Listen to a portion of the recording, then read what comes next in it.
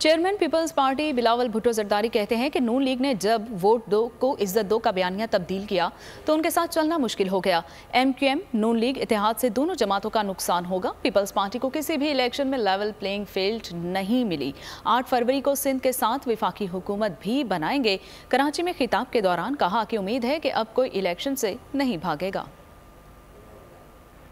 हमारा इत्तेहाद की बात है, ये साथ मिल के चलने की बात है। जब तक उनका बयानिया वोट का इज़्ज़त का था तो हम साथ चल सकते थे।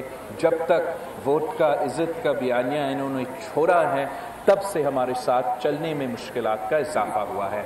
जब इत्तेहाद बनाए जाते हैं तो फिर वो जो इत्तेहाद में मौजूद है उनके लिए भी मुश्किलात पैदा होते हैं और फिर वो इत्तेहाद बनाते हैं उनके लिए भी मुश्किल पैदा है। पाकिस्तान पीपल्स पार्टी को किसी इलेक्शन पे लेवल प्लेइंग फील्ड नहीं मिला है। इंशाअल्लाह ताला फरवरी 8 को आपकी वोट की वजह से, आपकी साथ की वजह से इंशाअल्लाह ताला। सब्सक्राइब करें और बेल दबाएं ताकि कोई खबर रह न जाए।